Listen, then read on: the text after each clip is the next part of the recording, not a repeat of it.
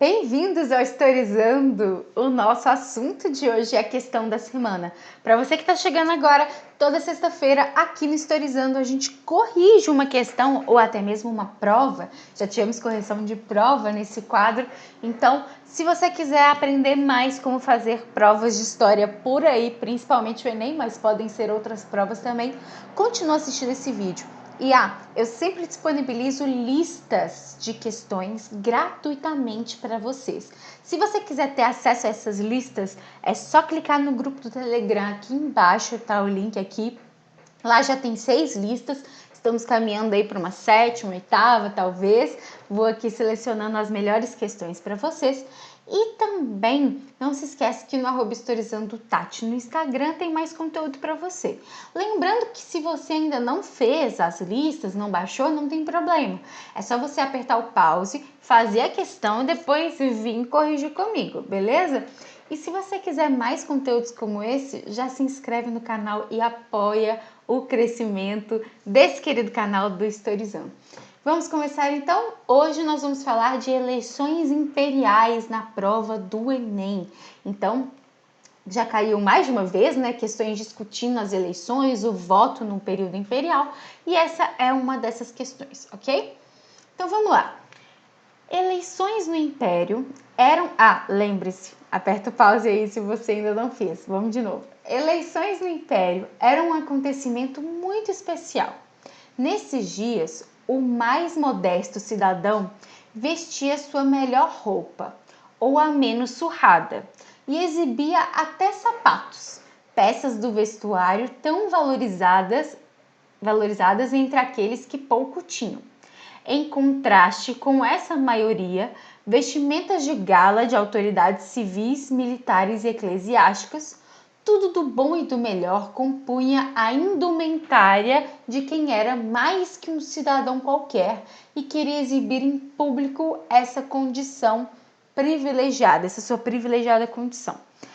Aí a fonte, muito importante sempre ler. As Urnas Cidadãos, na revista histórica. Eu amo essa revista de história da Biblioteca Nacional. Vamos lá.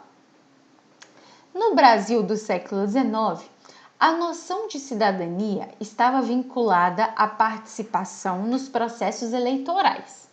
As eleições revelavam um tipo de cidadania carente da igualdade jurídica, defendida nesse mesmo período por muitos movimentos europeus herdeiros do iluminismo, devido a...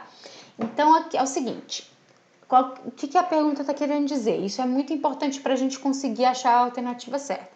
Fala-se que a noção de cidadania no Brasil do século XIX tem, então, uma vinculação com as eleições. Beleza. Essas eleições vão definir aí uma cidadania carente de igualdade jurídica. Então, não são todos que têm os mesmos direitos nas eleições. Estão fazendo essa conexão? Beleza. Só que essa igualdade jurídica vai ser defendida nesse momento, né, no século XVIII, XIX, pelo iluminismo lá na Europa. Então, qual que é essa diferença? Por que tem essa carência? É isso que a gente vai procurar, beleza? Letra A. Exclusão dos analfabetos que impedia a maioria da população de participar das eleições. Muita gente vai achar que é essa. Por quê? Quando a gente estuda as constituições, inclusive aqui no canal já tem vídeo da primeira Constituição de 1824, se você quiser vídeo das outras constituições é só você comentar aqui. Mas quando a gente estuda as constituições, a gente estuda que só na Constituição de 1988, a nossa última Constituição, a cidadã, que de fato você tem aí o direito ao voto para os analfabetos. Beleza. Só que tem um porém, gente. Em 1824, na Constituição, na primeira Constituição, na Constituição Imperial, não existe essa limitação, tá?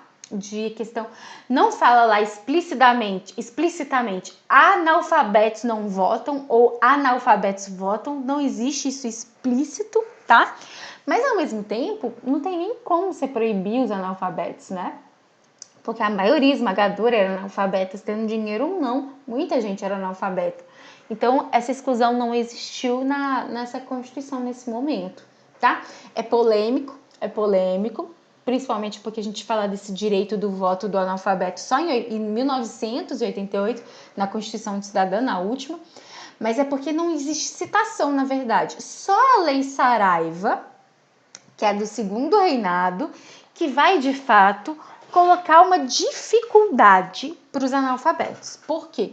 Exigiu uma assinatura na eleição. Então, coloca uma dificuldade. Mas, de novo, não tá falando assim, é permanentemente proibido, entendeu? Não tem isso, tá? Letra B. Raridade das eleições, que criava apenas a ilusão de participação das eleições, dos cidadãos, desculpa. A eleição não era rara, tinha um certo período aí de manter, tanto que tem até mesmo no texto o que?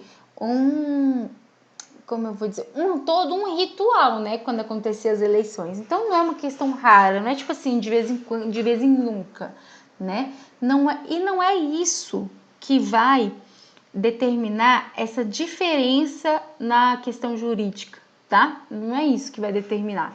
São outros fatores que determinam. C.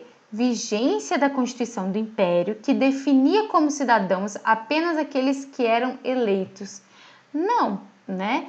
Você tem os cidadãos, e se eu falar o que são esses cidadãos em 24, eu tô dando spoiler da resposta, e já já a gente vai falar sobre, mas não tem a ver com só quem era eleito que era cidadão, porque para ser eleita a pessoa precisa votar, né? E quem vai votar nessa pessoa é só, entende? Tipo assim, não faz nem sentido, porque quem vota também é cidadão, né? Então, não é aquele que é eleito, mas aquele que elege também é cidadão, beleza? Letra D. Presença do poder moderador, que significava, na prática, inutilidade das eleições. Gente, essa questão, inclusive, eu não sei se eu já comentei isso aqui nesse quadro, questão da semana. Eu sempre acho que PPL é mais difícil que o Enem tradicional, né?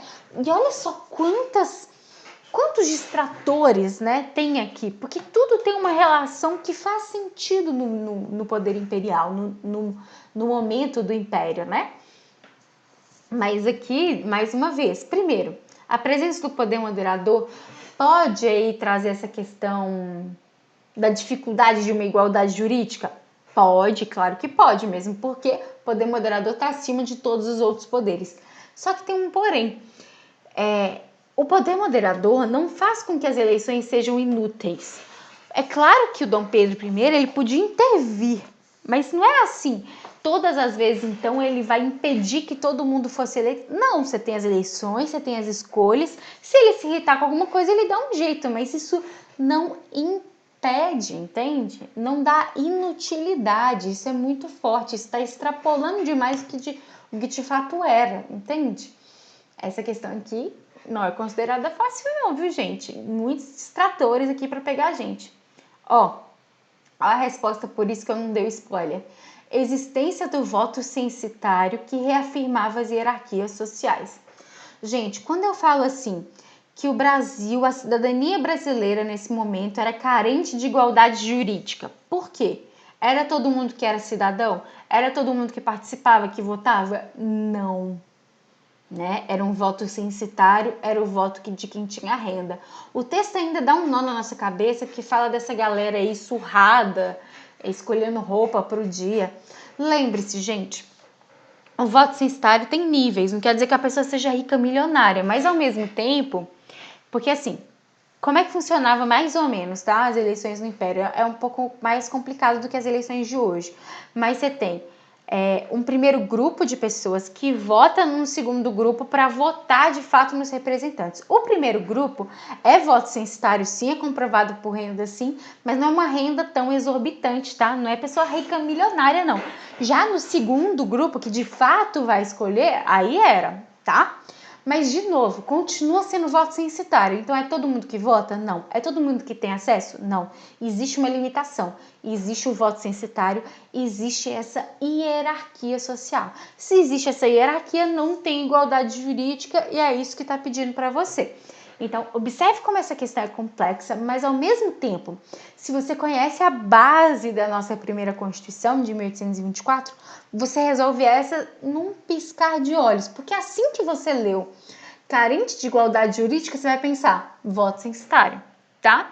Por isso que, assim, as pessoas menosprezam muitas das vezes, né? Ignoram, negligenciam as humanas, achando que consegue se virar na questão. Às vezes a pessoa até consegue mesmo se virar. Mas olha só, primeiro, às vezes, não é sempre, tá? E a partir dos anos que se passa, o Enem tem se mostrado cada vez mais específico. E não só isso. Pensa que você ia conseguir se virar aqui mesmo não sabendo. Se você sabe, você já tem a noção de qual é a resposta. Se você tem noção de qual é a resposta sem ler as alternativas, você vai ganhar um tempo muito grande, porque você já vai buscar aqui, ó, voto censitário. Achou? Marcou? Partiu para outra. A prova do Enem, a gente sabe que ela não foi feita, tipo, para você ter um tempo suficiente para fazer todas as questões. Tem questões que você vai gastar mais, tem questões que você vai gastar menos. E você precisa gastar menos com aquilo que você sabe. E quanto mais você souber, menos tempo você gasta. Deu para entender essa lógica? Espero que sim. Gente, se ficou alguma dúvida, lembrando, gabarito letra E. Se ficou alguma dúvida, pode ter ficado, porque eu sei que essa questão é um pouco chata, né? No sentido de ter várias respostas que se assemelham ao que a gente busca. Então, se ficou alguma dúvida, deixa um comentário aqui. Não se esquece que tem link do grupo do Telegram, entra por lá para você receber todas as listas e continuar recebendo ao longo do ano as listas de exercícios. Lá no Instagram, @historizandotati, no Twitter, no TikTok, tudo com o mesmo nome. E não se esquece também de se inscrever nesse querido canal e de apertar o like. Muito obrigada pela sua atenção, um beijo e até a próxima!